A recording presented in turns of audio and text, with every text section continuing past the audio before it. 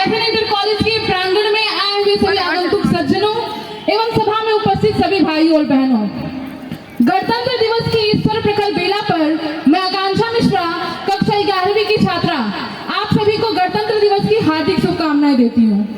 जैसा कि आप सभी जानते हैं कि काल तो प्रभावमय होता है, इसमें कुछ भी स्थिर नहीं होता है, प्रतिपल नूतनता का समावेश होता ही रहता है, किंतु प्राचीन स्मृतियों को भी तो विस्मृत नहीं किया जा सकता।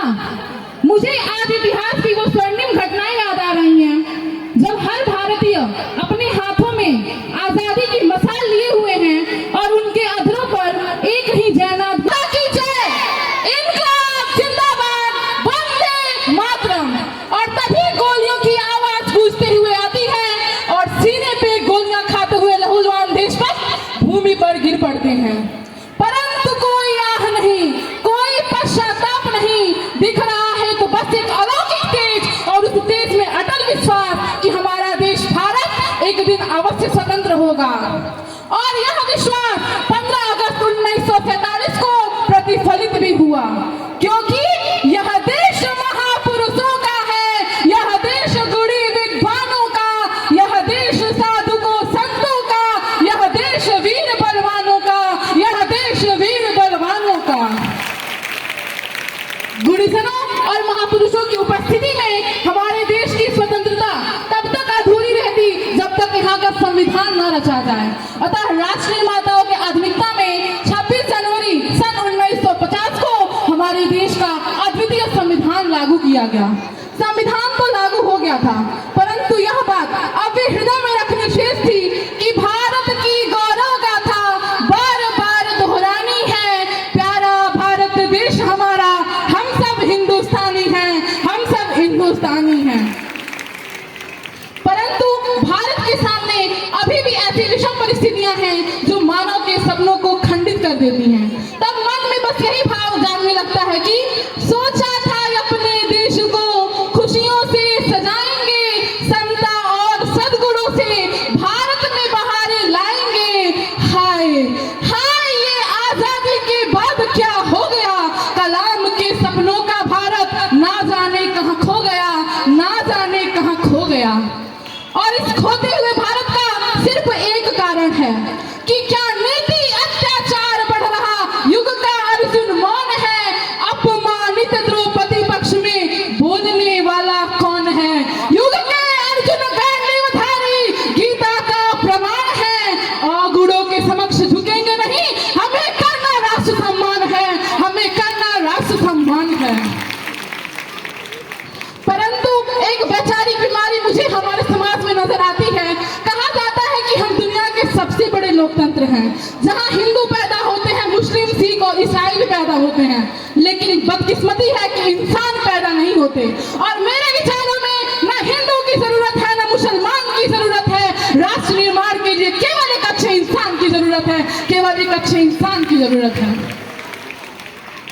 गणतंत्र की स्वतंत्रता के लिए यह अति आवश्यक है कि हम अपनी सभ्यता, संस्कृति, मौलिक चिंतन और वैचारिक स्वतंत्रता को बनाए रखें।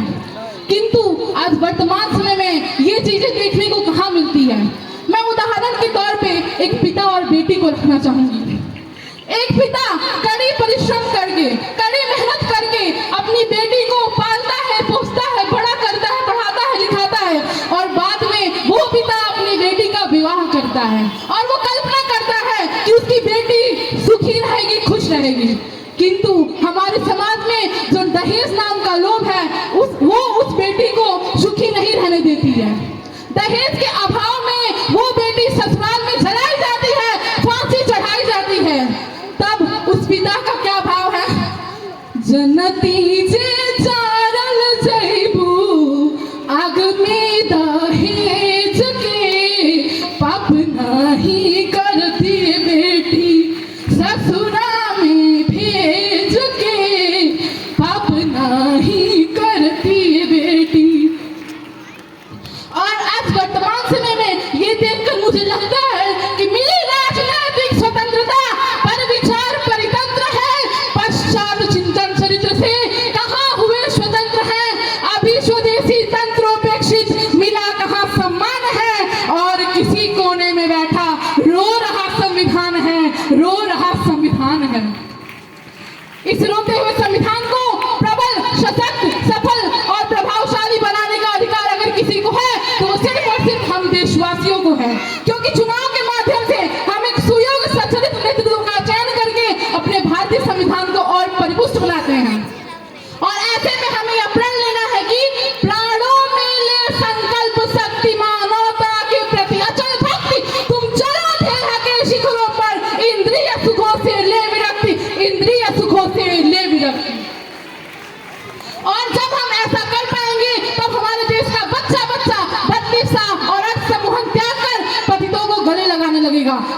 ऐसे राष्ट्र का निर्माण होगा जो निर्भय और निष्पक्ष होगा। और तब हम ऐसा कहने में सक्षम हो पाएंगे कि कभी तिरंगे की छाया को शत्रु नहीं छू पाएगा। धैर्य, एकता और साहस से हर प्रश्न सुलझता जाएगा, हर प्रश्न सुलझता जाएगा।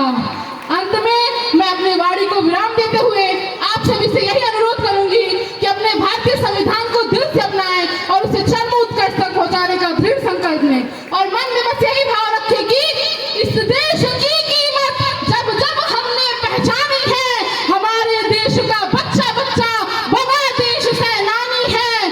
जाति पाति भाषा और भेद का बीज पनपने न देंगे। अब इन आधारों पर हिंदुस्तान को बंटने न देंगे। एकता के सतरंगों से सजाएंगे संसार